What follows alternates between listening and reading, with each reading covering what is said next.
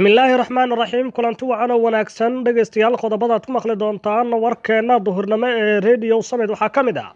dowladda Soomaaliya oo sheegtay inay lumisay kalsoonidii ciidanka Kenya ee ku sugan Jubbaland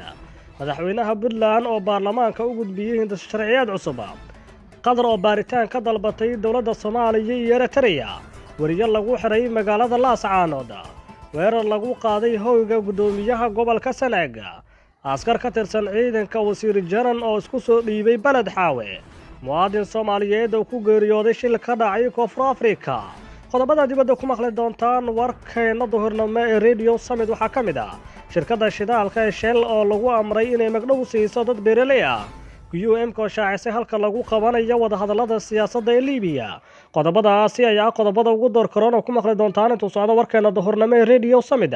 inta warka socdo waxaan ila socodsiinaya anigu Cabdi Fataax Xaaji Diinle qodobadaasi waxay ahaayeen qodobadii ugu door karoona ee warkeena duhurnimo imikana waxaad ku soo dhawaataan qodobadii oo fidsan oo neemba qaadaya anigu Cabdi Fataax Xaaji Diinle qodobka ugu horeeya ayaa wuxuu noqonayaa Allah u naxariistay waxa dalka Koonfur Afrika dhaawac ka soo gaaray xalay shil gaari oo ugu geeriyooday mid ka mid ah Soomaalida ganacsiga ahaan u tagay gudaha dalkaasi muwaadin Soomaaliyeed oo lagu magacaabi jiray Maxamed Cabdullaahi Shariif ayaa geeriyooday kadib markii uu la rogmaday gaarigii uu saarnaa xilli ay ku sugnaayeen magaalada Durban ee dalka Koonfur Afrika ciidamo ka tirsan booliiska Koonfur Afrika iyo qaar ka mid ah Soomaalida ku nool magaalada Durban ayaa ugu gurmaday muwaadinka Soomaaliyeed markii uu shilka galay hase yeeshee dhaawac culus oo soo gaaray uu u geeriyooday dalka Koonfur Afrika ayaa waxa ku nool Soomaali badan oo ganacsato waxaana inta badan burcad Koonfur Afrika ay kala kulmaan dil dhac iyo boob hantiyeed shirkii la iclaamiyay ee madaxda dowlad goboleedka Jubbaland iyo Puntland oo dib u dhac ku yimaaday qodobkaasi waxa eegaya wariyaheena Jamuuni waxaa maanta baaqday oo aanan qabsoomin shirkii ay sida wadajirka ugu baaqeen madaxweynayaasha dowlad goboleedyada Puntland iyo Jubbaland sida aan xogta ku helnay labadaasi maamul goboleed ayaa qoraal ay dhawaan si wadajir u soo saareen waxa ay ku dalbadeen in la isugu yimaado sabtida maanta shir degdeg ah oo looga arinsanayo qabsoomida doorashada dalka shirkaasi ayaa maanta baaqday mana socdaan wax qabanqaabo ah oo weli bilowday si loo qabto shirkaasi madaxweynayaasha dowlad goboleedyada ayaanan midkoodna ku sugnayn magaalada Muqdisho ee caasimadda dalka taasi oo ka dhigan in shirkaasi uusan qabsoomi doonin maanta oo sabtiya labada dowlad goboleed ee Puntland iyo Jubbaland ayaa dhawaan soo magacaabay gudiyadii doorasho ee laga sugayay bilihii la soo dhaafay inkastoo dowladda Soomaaliya ay ku gacan saartay hanaanka loo soo maray magacaabitaanka xubnahaasi Ibrahim Maxamed Xasan Ibrahim Jamuuni Summit Radio xildhibaanada golaha wakiilada ee dowlad goboleedka Puntland ayaa maanta wuxuu bilaabay kala fadhiga 47 iyo 25 October 2020 oo ay fasax ku maqnaayeen kulanka 24 ee kala fadhiga 47 ee maanta ugu qabsoomay xarunta magaalada Garowe ayaa waxaa xildhibaanada loogu qeybiyay hindis sharciyeed diiwaangelinta codbixiyaasha Puntland kaas oo golaha uu gudbiyay madaxweynaha Puntland Saciid Cabdullaahi Dani hindis sharciyeedka hanaanka diiwaangelinta codbixiyaasha Puntland uu madaxweynaha u gudbiyay waxaa diyaariyay guddiga kumeel gaarka ee doorashooyinka Puntland ee loo soo gaabiyo TBEC Puntland ayaa waxaa xilligan ka hirgalay nidaamka xisbiyada waxaana mas'uuliyiinta maamulkaasi ay sheegeen in qorshahooda uu yahay in doorashada madaxtinimada ee noqoto mid ay dadweynaha codeeyaan ee ah cod iyo qof ciidan ka soo goostay wasiir jaran oo iska soo dhiibay balad xaawe qodobkaasi waxaa mar kale eegaya wariyaheena Ibrahim Jamuuni wararka aynu ka helayno gobolka Gedo ayaa waxa ay sheegayaan in ciidamo ka soo goostay wasiirka amniga Jubbaland Cabdirashiid Xasan Cabdinuur Janan ay iska dhiibeen magaalada Beled Xaawo ee gobolka Gedo ciidamadaasi oo isu dhiibay kuwa xooga dalka ee ku sugan magaalada Beled Xaawo ayaa tiradooda lagu sheegay 8 askari oo wata qoryahooda saraakiisha ciidamada dowladda federaalka Soomaaliya ee ku sugan magaalada Beled Xaawo ayaa warbaahinta u xaqiijiyay in ciidamada isa soo dhiibay ay ka mid ahaayeen ciidamadii wasiirka amniga Jubbaland Cabdirashiid Janan ee dhawaan dagaalka ku soo qaaday magaalada Beled Xaawo sidoo kale saraakiishan ayaa waxa ay noo sheegeen in ciidamadan ay ku biiri doonaan kuwii hore isugu soo dhiibay isla markaasina ay cafisay dowladda Soomaaliya oo la qaramayn doono Cabdirashiid Xasan Cabdinuur Janan oo shalay ka hadlay dagaalkii ka dhacay magaalada Beled Xaawo ee gobolka Gedo ayaa wacad ku maray in magaaladaasi aysan sii haysan doonin ciidamada xoogga dalka isagoo shacabka ku nool Beled Xaawo ugu baaqay in naftoodu ay badbaadsadaan oo ay magaalada isaga baxaan Ibrahim Maxamed Xasan Ibrahim Jamuuni Summit Radio weerar lagu qaaday hoyga gudoomiyaha gobolka Sanaag qodobkaasi waxaa eegaya wariyaheena Sahra Gabre. Koox hubeysan ayaa waxaa la sheegay in weerar ay ku soo qaadeen hoyga gudoomiyaha gobolka Sanaag ee Puntland Cali Xuseen Soomaali. weerarkaasi uu ka badbaaday. Koox hubeysan ayaa rasaas ku furtay guriga gudoomiyaha, waxaana goobjoogyaal ay sheegeen in wax khasaare nafeed aysan ka dhalan rasaastaasi marka laga reebo burbur ka dhashay. Gudoomiyaha gobolka Sanaag ee Puntland Cali Xuseen Soomaali oo la hadlay warbaahinta ayaa wuxuu sheegay in raggii weerarkaasi ku soo qaaday baxsadeen isla markaana aan weli la aqoonsanin. Wararka ayaa waxay intaa ku darayaan in laamaha ammaanka dowlad goboleedka Puntland ee magaalada Badhan ka bilaabeen howlgal lagu baadigoobayo dadkii ka dambeeyay weerarkaasi.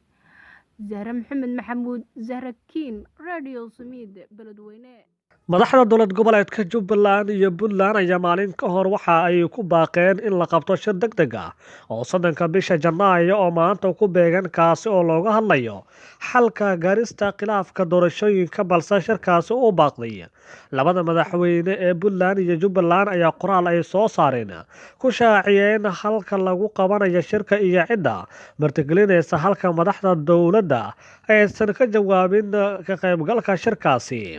Maanta oo balanta ahayd qabashada shirkaasi ayaan muuqana saansaan ku qabsoomaya iyada oo madaxweynayaasha shanta maamul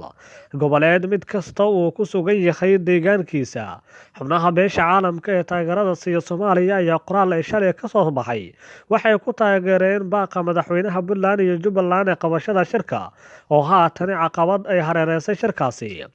dhowrkii bilood ay la soo dhaafay ayaa waxaa taagan caqabad ku geedaaman arrimaha doorashooyinka Soomaaliya. waxyaabaha ugu daran ee la isku hayana ay tahay guddiga doorashooyinka oo ay magacaawday dowladda Soomaaliya oo musharaxiinta madaxweynayaasha Puntland iyo Jubbaland ay sheegeen inay ku jiraan xubno badan oo ka tirsan dhisa shaqaalaha dowladda iyo dad taageera madaxweyne Farmaajo. muddaxileedka madaxda sare ee dowladda federaalka Soomaaliya ayaa waxaa ka harsan muddo 7 waxaana weli muuqan qabashada doorasho heshiis lagu yahay, iyadoo beesha caalamka ay cadaadis ku saarayso saamileyda siyaasadda ee dalka in doorashada lagu heshiiyo. ciidamada booliiska Somaliland ayaa xabsiga dhigay wariye Maxamed bin Ansha oo ka mid ah wariyaasha ka howlgala magaalada Laascaanood ee xarunta gobolka Sool.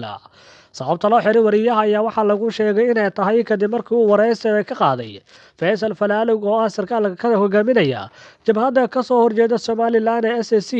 sidoo kale saraakiil ka tirsan booliiska magaalada Laascaanood ayaa waxay warbaahinta u sheegeen inay jiraan warbixino kale oo uu baahiyay isla markaana sidaas lagu xiray wariyaasha ku sugan magaalada Laascaanood iyo ehelada wariyaha ayaa waxay wadaan dadaalo ay ku doonayaan in lagu soo daayo wariyaha xorriyadiisana la siiyo. Somaliland ayaa waxay ka mid tahay meelaha ugu daran ee lagu xiro wariyaasha, iyada oo sanadihii ugu dambeeyay la xiray wariyaal dhowr ah kuwaas oo qaarkood la xukumay. qodobada dibadda ku maqli doontaan warkeena Radio Summit waxaa ka mid ah maxkamadda racfaanka ee ku taalo dalka Holland ayaa xukumisay in faraca shirkadda shidaalka ee Shell ee dalka Nigeria ay mas'uul ka tahay dhibaatooyinka gaaray beeraleyda gobolka Niger ee Delta. maxkamadda ayaa amartay in Shell Nigeria inay magdhow siiso beeraleyda Nigeria, iyadoo sidoo kale lagu amray inay gobolka geeyaan qalabka ka hortagaya in dhibaatooyinka kale ay ka dhacaan halkaasi. koox beeraley ah ayaa furtay kiiska sanadkii 2008 iyagoo ka cabanayay wasakhowga hawada. warbixinta ay shalay soo saartay ayaa Royal Dutch Shell ku sheegtay inay ka xun tahay xukunka ayaa mar kale racfaan laga qaadan karaa, wuxuuna sidoo kale qusayni karaa meelo ka baxsan Nigeria, iyadoo arrintani ay dhacday intii u dhaxaysay 2004 ilaa 2007. wasakhowga hawada ee ka dhasha dhuumaha shidaalka ee qubanaya ayaa arrintani ka jira dalka Niger ee Delta. qaramada midoobay ayaa bayaan ay soo saartay u baahiyay afayeenka qaramada midoobay Stephen lagu sheegay in madasha wadahadallada siyaasadda Liibiya lagu qabani doono Switzerland horaanta bisha soo socota Febraayo. bayaanka sidoo kale lagu sheegay in hawsha koowaad ee hay'adda fulinta ee ku meel gaarka ah ay noqon doonto in wadanka ay ku hogaamiso doorashooyinka guud ee la filayo inay qabsoonto bisha December ee sanadkan iyo inay dib u midoobaan hay'adaha dawliga ah ee dalkaasi Liibiya. sidoo kale bayaanka waxaa lagu muujiyay in kusimaha wakiilka gaarka ee xogayaha guud ee qaramada midoobay u qaabilsan Liibiya Stephen Williams ay mali doonto madasha ka qabsoomi doonta Switzerland inta u dhaxaysa 1 ilaa 5 Febraayo. Dhanka kale afhayeenka ciidamada Liibiya Ahmed al-Mismari ayaa sheegay inay jiraan dhaqdhaqaaqyo qorsheysan oo ay damacsan yihiin maleeshiyaadka ka soo jeeda dowladda. al-Mismari ayaa sheegay in maleeshiyaadka mucaaradka ee bartilmaameedka koowaad u yahay xarunta howlgalka qaramada midoobay ee Tripoli.